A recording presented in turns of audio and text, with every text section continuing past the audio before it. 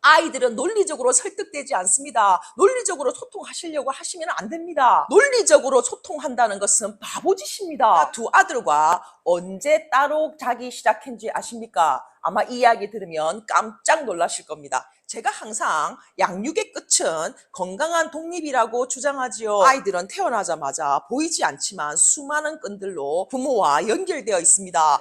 탯줄이라는 육체적인 끈부터 정신적인 끈, 정서적인 끈, 경제적인 끈, 그 수많은 끈들이 연결되어 있고, 아이가 성장한다 하면 그렇게 부모와 보이지 않는 끈들로 연결되어 있는 끈들을 하나하나 끊어내고, 육체적으로도 정서적으로도 정신적으로도 종국에는 경제적인 끈까지 모두 끊어내고 스스로 홀로 설 때 우리의 양육은 1차적으로 비로소 끝이라고 볼 수 있을 겁니다. 제가 책육아 전문가로서 책육아 이야기를 정말로 피토하면서 많이 하지만 그 앞단에 아이의 건강한 독립에 대한 얘기들도 많이 말씀을 드리지요. 그래서 제가 아이가 성장함에 따라서 스스로 할 수 있는 것들은 많은 부분 스스로 하게 두고, 초등학교 이후에는 집안일조차 같이 나눠서 아이가 동참해서 하도록 권하지요. 이렇게 아이의 독립을 중요시 여기는 제가 두 아들과 몇 살 때까지 같이 잔지 아십니까? 아마도 많은 분들이 제가 아주 아이들 어렸을 때부터 잠자리 독립을 시키고 따로 잤을 거라고 생각을 하시더라고요. 그런데요,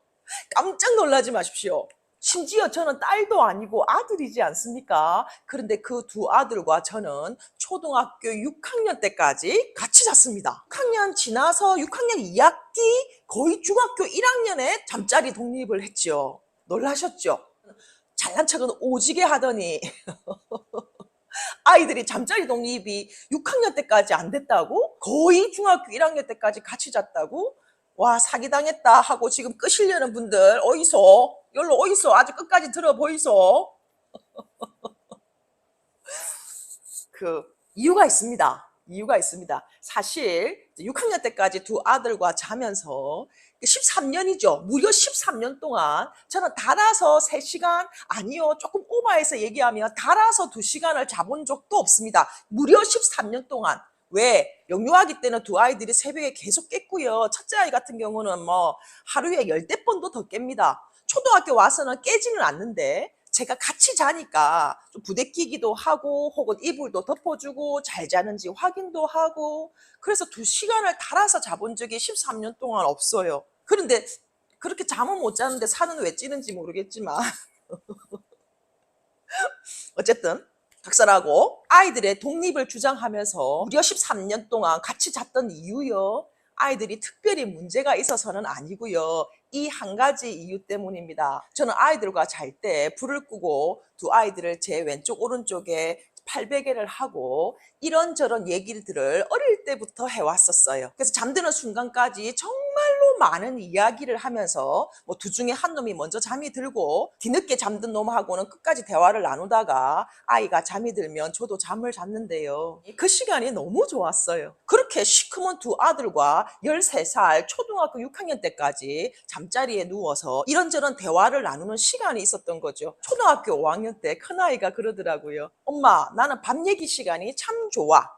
밤 얘기라는 명칭을 쓰더라고요. 잠자리에 누워서 나누던 그 이야기가 밤 얘기라는 의미 있는 행위로 아이들에게 다가온 듯 했습니다. 제가 블로그나 인스타, 유튜브를 통해서 제 두 아이들 자랑을 제가 정말로 재수없게 많이 하지 않습니까? 전교 1등이라서 자랑하는 게 아닙니다. 수학을 정말로 잘해서 자랑을 하는 게 아닙니다. 영어가 프리토킹이 돼서 자랑을 하는 게 아닙니다. 제가 자랑하는 제 1순위가 뭔지 아십니까? 정말로 사춘기가 제로입니다. 제로입니다. 저는 중학교 1학년 때 이후부터 두 아들과 싸운 적이 가슴에 손을 얹고 단 한 번도 없습니다. 단 한 번도 없습니다. 큰 소리가 난 적도 단 한 번도 없습니다.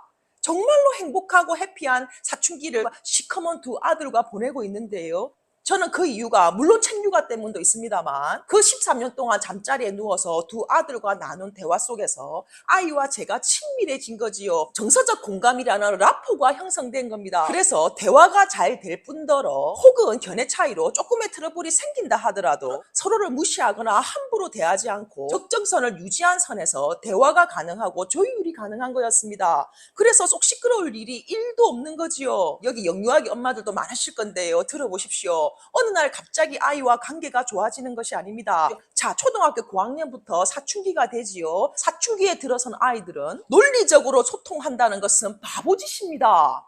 내가 많이 알고 내가 많이 경험했기 때문에 많은 엄마들은 논리적으로 아이에게 설명을 하려고 하시는데요.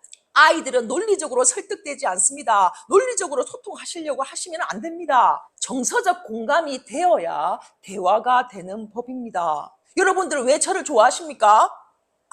안 좋아하십니까? 제가 똑똑해서 좋아하십니까? 제가 아는 게 많아서 좋아하십니까? 유튜브에 학벌 좋으신 분들 너무 많으시죠? 저 듣보잡 지잡대 나왔습니다. 그런데 왜 여러분들 저 좋아하십니까?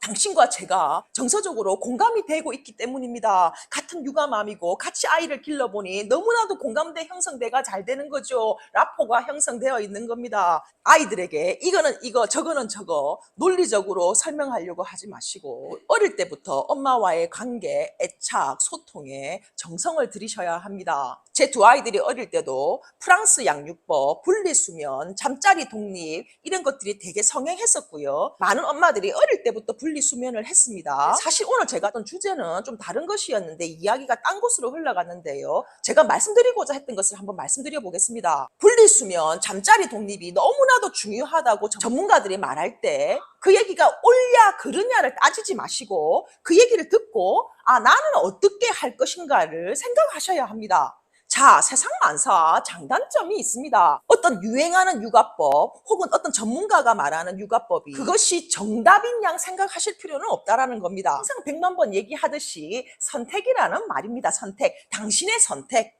이야기가 좀 중구난방이 됐습니다. 이야기가 자꾸 길어지는데 이 이야기도 잠깐 첨가하겠습니다. 제가 오늘 이 말씀을 드리는 이유는 어제 저녁 12시 10분쯤에 작은 아이가 게임을 마치시고 16살입니다. 중3이고요.